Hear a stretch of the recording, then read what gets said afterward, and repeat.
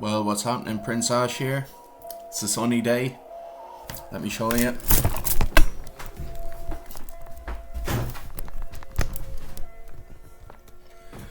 I don't know if you can see there, can you?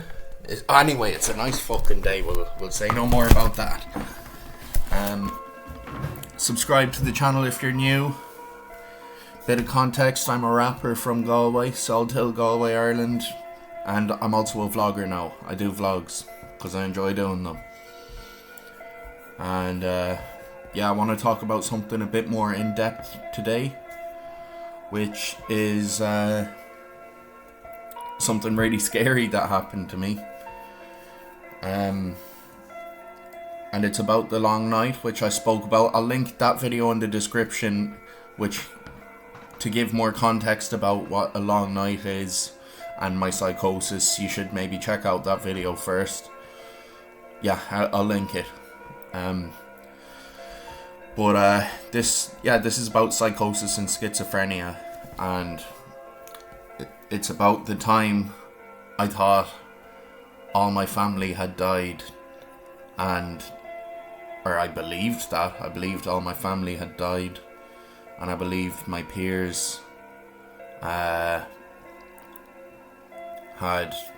also died, and that there was a mass suicide in Galway. Yeah, fucking horrible. So firstly, I was in Coonvera, which is a rehab in Athenry in Galway, and basically I was in a really bad state. I was in psychosis. I was getting auditory and visual hallucinations, and I had delusions of persecution basically going on, and I was coming off a load of drugs. Like I don't want to even name all of them. I was on every drug, you name it, I was on it. A lot of drinking going on as well. So it was coming off all that. It's coming down. I was in a fairly nasty place. Yeah. Oh man. Yeah, what do I do to myself? I don't know, man. But yeah, I'm away from that today. I'm in recovery. I'm actually 90 days today sober, which is 3 months, is it? Yeah, it's 3 months, so that's a nice milestone to hit. And I've never been doing better. So that's great. And just gotta keep it up. And yeah, I absolutely will. One day at a time. It's the main thing. So let me think about how I'm going to start this story. Right, so to start it off, I was convinced I was going to prison for various transgressions I did in real life, and also in my psychosis. So 90% of the shit I thought I did, I didn't actually do. It was just fake memories, and the memories were so vivid that I could even hear people in my memories, and you know, I could almost feel things in my memories, and it was like I was back there in the memories seeing this. You know, that's how vivid they were. They were so real to me. It was frightening. And I was hearing voices in my head, and it sounded like they were coming from a vent in the wall in the rehab. So I kind of thought people were outside shouting in at me, and I thought all my peers were there, and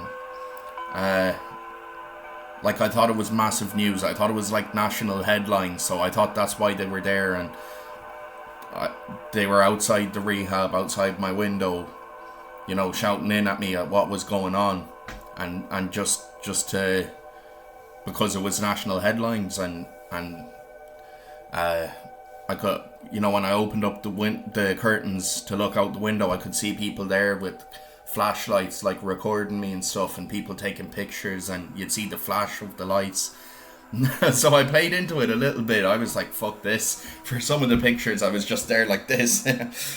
I didn't give a fuck. I was like, fuck you. Yeah. So that was horrible as well. I was like, fuck's sake, yeah, what am I doing, man? And I thought like the rehab were in on it, but the rehab wouldn't let them in, and because I was an addict, the rehab sympathised with me. So they weren't letting the guards in, and they weren't letting anyone in to get me, or they weren't letting me out either for my own protection. So I thought I was in this limbo where I was in the rehab, and before too long the guards would get a warrant to come in and get me, but until then the rehab weren't letting me out. And because I had come in and I was respectful to the rehab, that they said they were siding with me, and fucking they weren't gonna hand me over, which is cool. Yeah. And so I was hearing the voices outside, and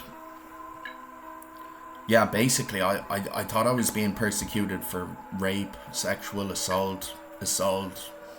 I don't think GBH is a thing in Ireland, grievous bodily harm. It's like assault causing harm, like all this horrible stuff. And you know, I thought it started off with the voices were like, your brother just commit suicide. He couldn't live with what his brother had become, and all this. It was absolutely horrible. I was like, fuck. Man. I don't know if I'm going to be able to live with this. Like, that's like the worst possible outcome of this situation. And then I heard my sister had committed suicide. And then people who bullied me growing up in Galway, I heard they had committed suicide. And it was like a big fucking thing. And we heard that like everyone was after them because they couldn't get me. They were going after my family. So I could hear like a cousin of mine like being burned alive by people. Oh, it was just so nasty. It was just horrific. And there was nothing I could do about it. I was sitting in the rehab. I was just sitting there like, what the fuck do I even do now? I don't even know, man. And yeah, I spoke about one of the lads that was kind of after me, and he said, come out to the smoking area in 10 minutes. And I thought I went out to the smoking area with the belief that I was going to get stabbed in the eye as a punishment, and you know, that would be some form of justice, and that would be the end of it. So it's like literally had a tricolour wrapped around me, and I was looking in the mirror. I was like, I have to do this.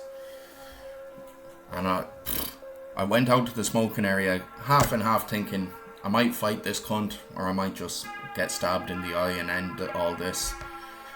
I have no idea how it would have panned out, but I went out to the smoking area anyway, and no one was there. And it was a moment where I was like, fucking hell, man, what the fuck is going on? But yeah, I was having visual hallucinations of people on the roof and at all the windows around, because there was a big building in front of me and there's people at the windows and they were all out smoking. And obviously, because this was national headlines, they were all looking out the window trying to get a look at me, and trying to get a look at me and being nosy, I guess. So they were all there, John, fucking, you're off to prison, John. I'm off to Castlereagh, like, yeah. And what else were they saying? They were saying a load of other shit. Yeah, I could hear all of them like talking amongst each other as well. He's like, there he is, he's a fucking rapist. Look at his fucking hands, they're horrible. Look at him, he's disgusting. All this shit. And I was just like, first of all, I didn't rape anyone. So that's where the sense of injustice came in. I was like, fuck's sake. I'm going away for something that I'm not. I don't deserve this. The whole world is against me. All my family are dead. Some of them have been tortured and are dying. My uncle is in prison because of me, and he hates me. My family home has been burned out. I've been falsely persecuted and tortured and raped and assaulted and humiliated and outcast and persecuted. And when I sobered up from that, I was like, holy shit. And we were allowed a phone call like 6 days into rehab. So my mother rang me and I spoke to her on the phone. And I was like, how is everyone? She's like, they're grand. Not too bad. Nothing's changed since you left. It's been 6 days since you fucking left. Yeah. And I was like, Jesus, thank God, man. Maybe it was the third day. I don't know. Might have been sooner. But yeah, there was a massive sense of relief when I realised all that shit didn't happen. I'm not going to prison. I haven't raped or sexually assaulted anyone. I'm not a predator. This was all in my head. I was like, fucking hell, thank God. So that kind of spurred me on in rehab to like do a great job and recover, because that was rock bottom. That was fucking rock bottom for me, man. And it was a nasty fucking rock bottom. I never want to get back into that headspace again. All the drink and drugs took a toll on me, and this is how it can affect you. Like it's just, it takes no prisoners. It's a serious condition, schizophrenia, like, and psychosis. Seriously, to go from believing I'm going away for 7 years and getting locked up and all my family's dead and all that shit, to realizing I don't even have a criminal record, was a massive relief. It was like my world was ending and the future. Actually, I thought I was getting lifed off in prison. I didn't think it was 7. There was a point where I thought it was 7 years, and then there was a point where I thought I was getting lifed off, getting a whole life order in prison. And I remember lying in my bed, like, contemplating, what will I do, man? Will I even stick out a life in prison, or should I just kill myself, or what should I do? And, you know, all my family are dead because of me, and my friends and my enemies as well committed suicide. And it's like, is there even a point? I don't deserve to be alive, really. And I said I'd just wait and see how it pans out, because I'd have to go to court and I'd have to go to prison, and I said I'll see what happens in court and I'll see what happens in prison and stuff, see what it's like. And I knew I'd be the most hated guy in the prison and all that, so I knew it was going to be hard, like, but I just said, fuck it, I'll stick it out. Yeah, because I did, like, I always kind of said to myself, if I ever got life in prison, I'd do the full sentence. I wouldn't kill myself, like, not that I'm ever going to get life in prison, but like, it's something you kind of think to yourself watching documentaries and stuff, is like, if I got life in prison, what would I do? Would I stick it out? Yeah, I would.